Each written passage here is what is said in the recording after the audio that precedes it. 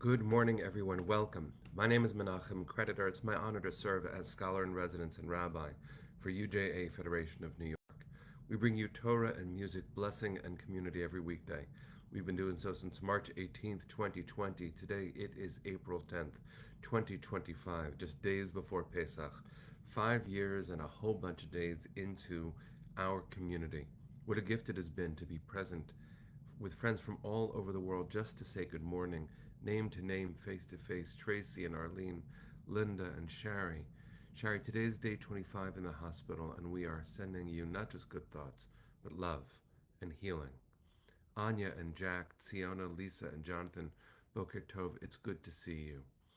Let's see who else is here. We're going to say good morning to a few friends.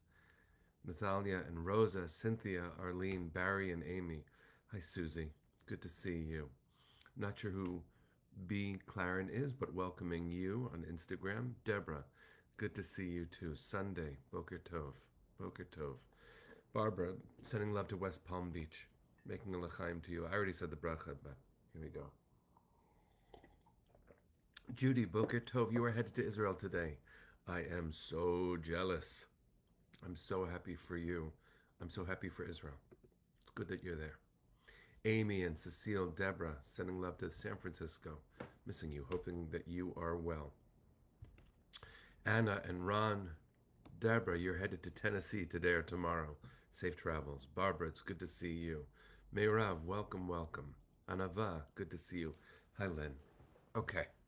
Rose, Boker Tov, back to you. Chana, sending love to Jerusalem. Now I know we're good.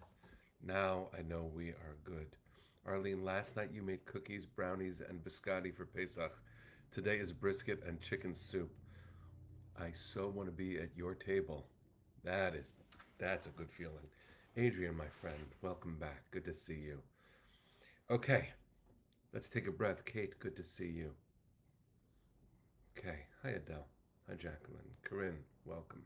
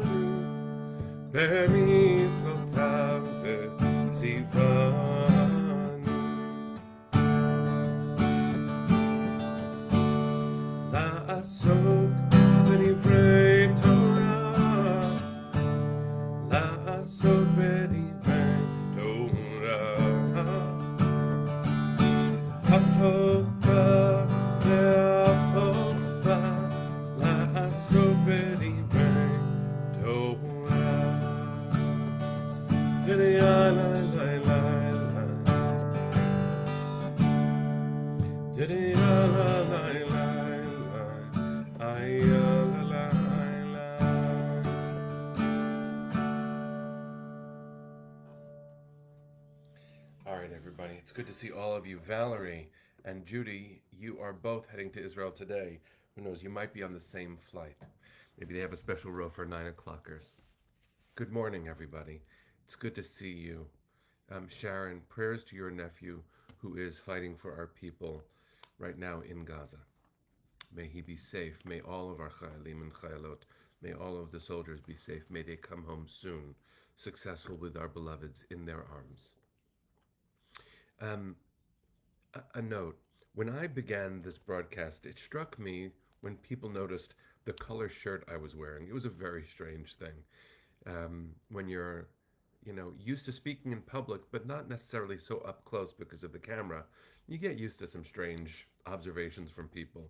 Well, this is one that I got used to. And so I began really thinking about the order of the color of shirts I was wearing until until I decided white shirts were enough for me most of the time. Anyway, it's a longer conversation, perhaps to have offline. But this morning, when my wife and I were cleaning for Pesach, I realized the time was coming close for the broadcast, and I was wearing a t-shirt and this hoodie, and I was going to run and get changed before the broadcast. And I realized, um, no, that's not what this is about. This community is not about that kind of thinking, because the reason that, at least for me, I'm wearing this clothing right now is I'm getting ready for Pesach, and that's what it's like. You do what you do when it's time to do it, and that's how we should be showing up in community as authentic people. This is who we are. Marcia, I see that you're asking, is there anyone on the way to Camp Ramah Darom for Passover? Well, this is actually a hoodie from Camp Ramah in Darom, in Georgia, in Clayton, Georgia, where my family was blessed to have Pesach 2 and 3 years ago. Part of what I want to say in today's conversation is that um, when we are truly in the Pesach energy, yes, we are making the biscotti and the brisket and the sponge cake and all sorts of other things. How important it is for us, as Rosa just said so simply, to be real. We ran from Egypt. We ran. We didn't really choose our clothes. We didn't have time. We ate bechipazon. We ate with haste. And we were in our homes, commanded not to leave during that final plague, which was the night before redemption.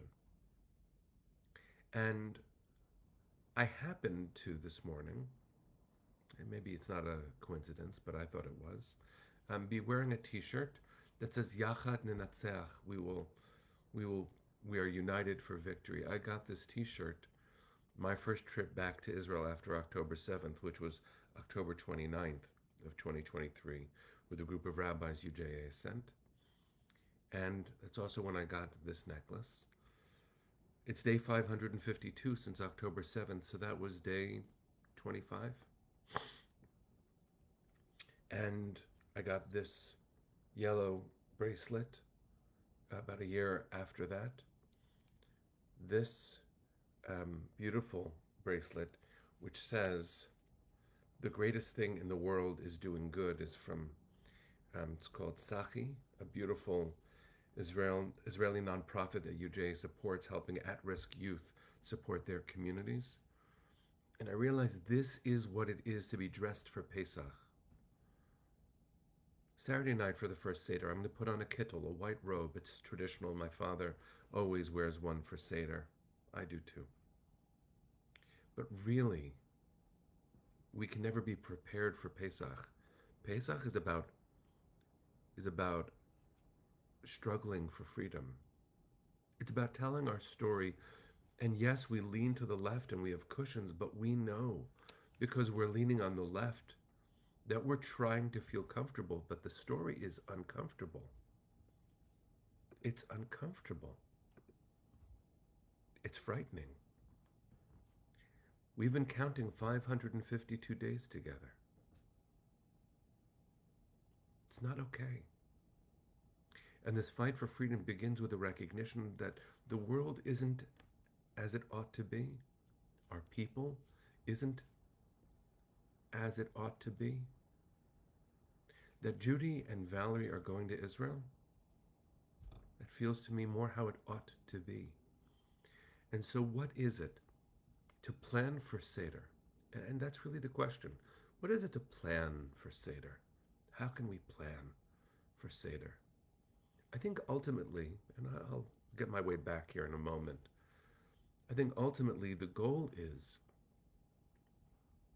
to prepare our hearts so that we can say, full-throated, with passion, with groundedness, with an awareness of our history, and with a fierce determination that our children and our children's children should be free. That we say, L'shana haba b'Yerushalayim, next year in Jerusalem. And that idea, the possibility of descendants, of a future, and not all of us have biological children. I mean all of us looking to the future of the world, of our people, of our communities, of the best stuff that's within us, that has to come from an awareness of history. Only by learning the lessons of history do we remember what it is to be human and to go through time. We are called, and the kittel itself that I'll be wearing, we only wear the kittel in deeply vulnerable moments. Sometimes they're happy, like at a wedding. But also, but also, we are buried in our kittels. We wear them on Yom Kippur when we abstain from life-affirming things. The person leading tefillot, leading prayers when we pray for rain, wears a kittel. Because rain in an agricultural society, our agrarian ancestors knew that without rain there's no life. Rose, you're asking, do you have to wear a head covering when you do Seder for your friend? I think the answer should be what your heart calls you to do. Must you? No. But I think that what you choose to wear should be infused with your intention. Whatever you wear will be appropriate. You're bringing yourself with humility and with service to support a friend, bringing them Seder. You are the holiest thing you're bringing. All of this is swirling in me as I remember a story told in the name of Rabbi Abram Joshua Heschel. I'm not sure that I've ever seen this in his writings, but I trust my source. So I'll just say, Heschel said, once there was a schoolboy who, like many of us, would wake up in the morning and forget where he put his things the night before. So one night, before going to sleep, he devised a solution to his problem. Before he got into bed, he took a piece of paper and a pencil and he wrote himself a note. My eyeglasses are on the table next to the bed. My pants are on the chair next to the table. My shirt is draped over my pants. My shoes are on the floor under the bed. My socks are in my shoes, and I am in my bed.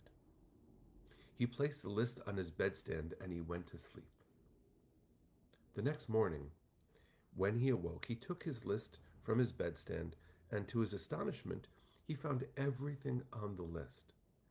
But when he came to the last item, and I am in the bed, he looked at the empty bed and asked himself, if I am not in the bed, then where am I? This is where and when we are, my friends. We're in a moment that defies real description.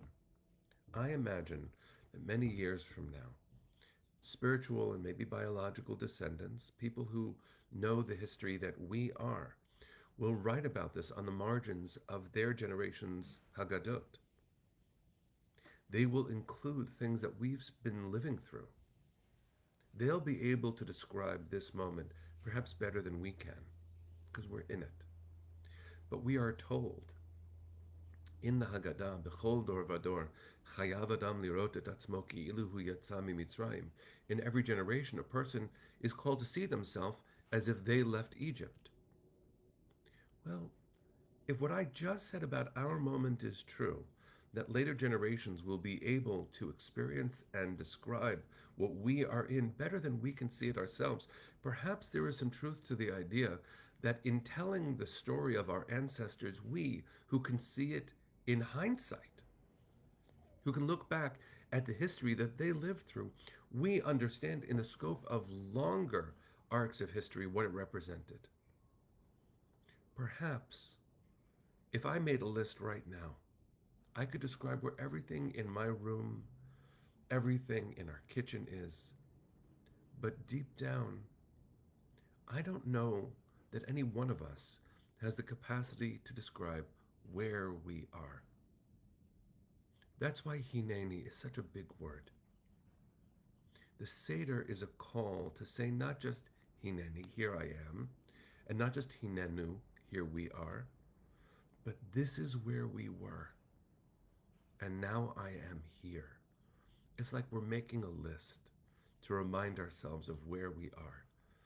Our ancestors were slaves in Egypt. My ancestor was a wandering Aramaean. God saved us with an outstretched arm. There were 4 children. And everything in between, and everything since. One day, This Haggadah that will adorn my table and many of our tables, a Haggadah created by the Hostages and Missing Families Forum. One day, I hope that we'll be able to look in retrospect to know that we continue telling our story and we lived through an incredibly hard time. I want you to listen to one teaching from here. This is a comment, as this Haggadah is full of comments by former hostages, parents of hostages, children of hostages, spouses, those who are freed and now home, those who won't be coming home alive, but please God to be taken home. This was written by Shlomo and Smadar Goren Alfasa in memory of Avner, who's Smadar's brother, and in memory of his wife Maya Goren, their sister-in-law, who were taken hostage and murdered on October 7th, in memory of their dog Scar, murdered in their safe room, and in honor of their cat George, who's still roaming the empty kibbutz in search of his owners. This is what they write for Chad Gadya, for one little goat. At the end of the Seder, we would break out in great song, the song Chad Gadya, which talks about how an innocent father purchased a goat. There is one interpretation which tells us that the stark, violent continuation of the song, right, that the cat bit the goat, the dog bit the cat, the stick, but it is violent. That it was meant as a scare tactic for children to keep them awake during the Seder. That's one interpretation. At some point, the song was omitted from the kibbutz Nir Oz Haggadah, one of the kibbutzim in the south. The new Haggadah, which replaced an earlier version, published by the kibbutz movement and edited by Avner Goren, of blessed memory, and Alon Palker, replaced the original song with a poem written by Levin Kipnis, also called Chad Gadya, which said, from a mountaintop, from the hilltop, a shepherd plays a tune on his flute, a new song for the people of Israel. This song, says Shlomo and says Smadar Goren Alfasa, this song represents our unity, where the dog stands guard. The cat is not complacent. The bull works in the field and the plow harvests the land. During past celebrations at the kibbutz, the children acted out the poem so as not to fall asleep. Mia Goren, Zichrona Livracha, the mythological kindergarten teacher of the kibbutz, was often the one charged with staging the poem with the children.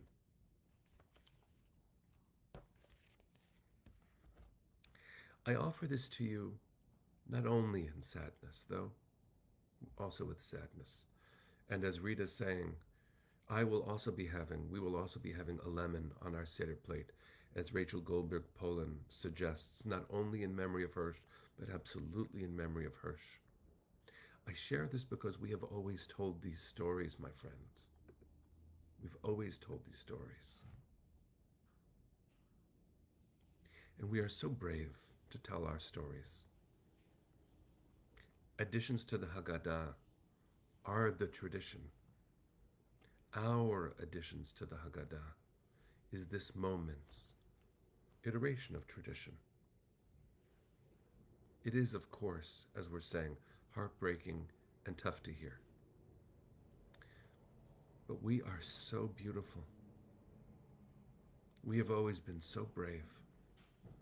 We have fought through the indignities of history, and we have emerged so that the flag that is just over my shoulder waves proudly again.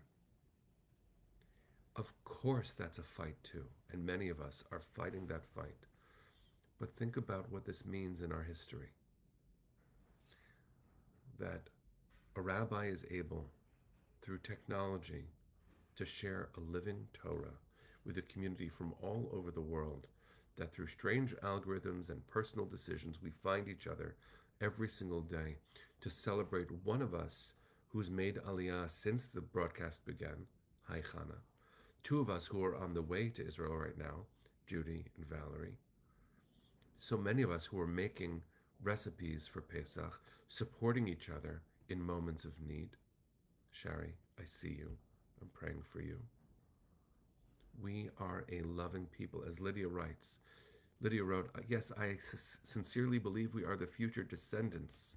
Where are you? You went up. For our future generations to know. We will be the examples of strength and dignity. This is why you and we continue to be proud and speak out. We are loving and proud Jews. We will dance again. We will never forget. We will continue our fight. Friends, I bless us very deeply right now that as we get ready for Pesach, we should recognize we're never going to be ready. Not for the Seder. I never feel ready. I'm always panicked about it, even if everything's set and the food is done and the parts of the Seder are distributed. What does ready feel like? I don't know. For all the lists, as Rabbi Heschel made, really, a list can't encompass the existential question that each of us faces every second and every moment, and especially for Pesach. But the gift here is we're right here, right now. We are, as Amy is wrapping Afikoman presents, screaming to the heavens, Am Yisrael Chai, screaming to our leaders and the heavens, bring them home now. Wanting, ready, hungry to say, L'shana haba b'Yerushalayim. Next year in Jerusalem. Next year. Everyone home in Jerusalem. Next year. Starting right now. So with all of this swirling, take a second, I invite you just to say, Hineni. Because if I'm here, you're here. And because you're here, we keep doing this, so we're all here. Not ready. And ready. Yachad Ninatzeach. We will dance again. Maybe even during Seder this year. Send your hearts to the east with me, friends. Let's sing. Kol hon balevav Penima Nefesh Yehudi Homia Ulefate Mizrach Kadima Ain Letzion Sophia Od lo avda tikvateinu Hatikva bat shnot alpayim Liot am chofshi be'artzeinu Eretz Tzion v'Yerushalayim Liot am chofshi be'artzeinu Eretz Tzion v'Yerushalayim. Bring them home now. Am Yisrael Chai. See you tomorrow, my friends.